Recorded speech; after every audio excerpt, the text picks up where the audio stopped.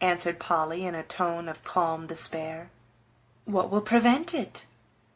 "Maria Bailey," was the tragic reply.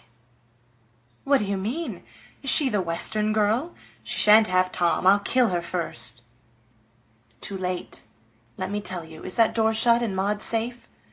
Fanny reconnoitered, and returning listened breathlessly while Polly poured into her ear the bitter secret which was preying on her soul. "Hasn't he mentioned Maria in his letters?" "Once or twice, but sort of jokingly, and I thought it was only some little flirtation. He can't have time for much of that fun, he's so busy." "Ned writes good, gossipy letters. I taught him how, and he tells me all that's going on. When he'd spoke of this girl several times, they board with her mother, you know, I asked about her, quite carelessly, and he told me she was pretty, good, and well educated, and he thought Tom was rather smitten. That was a blow. For you see, Fan, since Trix broke the engagement and it wasn't wrong to think of Tom, I let myself hope, just a little, and was so happy. Now I must give it up, and now I see how much I hoped, and what a dreadful loss it's going to be." Two great tears rolled down Polly's cheeks, and Fanny wiped them away, feeling an intense desire to go west by the next train, wither Maria Bailey with a single look, and bring Tom back as a gift to Polly. "It was so stupid of me not to guess before. But you see, Tom always seemed so like a boy, and you are more womanly for your age than any girl I know, so I never thought of your caring for him in that way. I knew you were very good to him. You are to everyone, my precious, and I knew that he was fond of you as he is of me, fonder, if anything, because he thinks you are perfect, but still I never dreamed of his loving you as more than a dear friend." "He doesn't," sighed Polly. "Well, he ought, and if I could get hold of him he should." Polly clutched Fan at that, and held her tight, saying sternly, "If you ever breathe a word, drop a hint, look a look that will tell him or anyone else about me, yes, as sure as my name is Mary Milton, I'll proclaim from the housetops that you like our—" Polly got no further, for Fan's hand was on her mouth, and Fan's alarmed voice vehemently protested, "I won't. I promise solemnly I'll never say a word to a mortal creature. Don't be so fierce, Polly. You quite frighten me. It's bad enough to love someone who don't love you, but to have them told of it is perfectly awful. It makes me wild just to think of it. Oh, Fan, I'm getting so ill-tempered and envious and wicked, I don't know what will happen to me." "I'm not afraid for you, my dear, and I do believe things will go right, because you are so good to everyone. How Tom could help adoring you, I don't see. I know he would if he had stayed at home longer after he got rid of Trix. It would be the making of him, but though he is my brother, I don't think he's good enough for you, Polly, and I don't quite see how you can care for him so much when you might have had a person so infinitely superior." "I don't want a superior person. He'd tire me if he was like A.S. Besides, I do think Tom is superior to him in many things. Well, you needn't stare. I know he is, or will be. He's so different, and very young, and has lots of faults, I know, but I like him all the better for it, and he's honest and brave, and has got a big, warm heart, and I'd rather have him care for me than the wisest, best, most accomplished man in the world, simply because I love him." If Tom could only have seen Polly's face when she said that! It was so tender, earnest, and defiant, that Fanny forgot the defense of her own lover in admiration of Polly's loyalty to hers. For this faithful, all-absorbing love was a new revelation to Fanny, who was used to hearing her friends boast of 2 or 3 lovers a year, and calculate their respective values with almost as much coolness as the young men discussed the fortunes of the girls they wished for but could not afford to marry.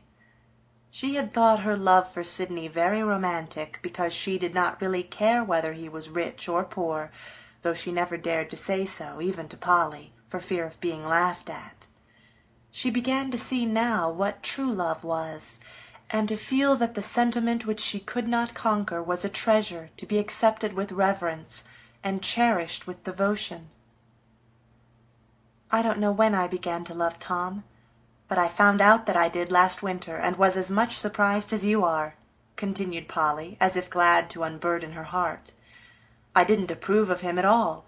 I thought he was extravagant, reckless, and dandified.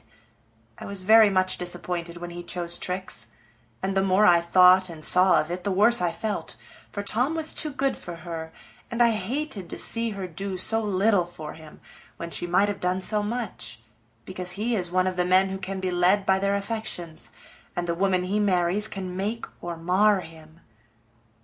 "That's true," cried Fan, as Polly paused to look at the picture, which appeared to regard her with a grave, steady look, which seemed rather to belie her assertions. "I don't mean that he's weak or bad. If he was, I should hate him, but he does need someone to love him very much and make him happy, as a good woman best knows how," said Polly, as if answering the mute language of Tom's face. "I hope Maria Bailey is all he thinks her," she added softly, "for I couldn't bear to have him disappointed again." "I dare say he don't care a fig for her, and you are only borrowing trouble. What do you say Ned answered when you asked about this inconvenient girl?" said Fanny, turning hopeful all at once. Polly repeated it, and added, "I asked him in another letter if he didn't admire Miss B. as much as Tom, and he wrote back that she was a nice girl, but he had no time for nonsense, and I needn't get my white kids ready for some years yet, unless to dance at Tom's wedding. Since then he hasn't mentioned Maria, so I was sure there was something serious going on, and being in Tom's confidence he kept quiet." "It does look bad. Suppose I say a word to Tom, just inquire after his heart in a general way, you know, and give him a chance to tell me if there is anything to tell." "I'm willing, but you must let me see the letter. I can't trust you not to hint or say too much." "You shall. I'll keep my promise in spite of everything, but it will be hard to see things going wrong when a word would set it right." "You know what will happen if you do," and Polly looked so threatening that Fan trembled before her, discovering that the gentlest girls when roused are more impressive than any shrew, for even turtle-doves peck gallantly to defend their nests. "If it is true about Maria, what shall we do?" said Fanny after a pause. "Bear it. People always do bear things, somehow," answered Polly, looking as if sentence had been passed upon her. "But if it isn't?" cried Fan, unable to endure the sight. "Then I shall wait," and Polly's face changed so beautifully that Fan hugged her on the spot, fervently wishing that Maria Bailey never had been born. Then the conversation turned to lover number 2, and after a long confabulation Polly gave it as her firm belief that A.S. had forgotten M.M., and was rapidly finding consolation in the regard of F.S. With this satisfactory decision the council ended after the ratification of a loyal league, by which the friends pledged themselves to stand staunchly by one another through the trials of the coming year. It was a very different winter from the last for both the girls. Fanny applied herself to her duties with redoubled ardor, for A.S. was a domestic man, and admired housewifely accomplishments. If Fanny wanted to show him what she could do toward making a pleasant home, she certainly succeeded better than she suspected, for in spite of many failures and discouragements behind the scenes, the little house became a most attractive place, to Mr. Sidney at least, for he was more the house friend than ever, and seemed determined to prove that change of fortune made no difference to him. Fanny had been afraid that Polly's return might endanger her hopes, but Sidney met Polly with the old friendliness, and very soon convinced her that the nipping-in-the-bud process had been effectual, for being taken early, the sprouting affection had died easy, and left room for an older friendship to blossom into a happier love. Fanny seemed glad of this, and Polly soon set her heart at rest by proving that she had no wish to try her power. She kept much at home when the day's work was done, finding it pleasanter to sit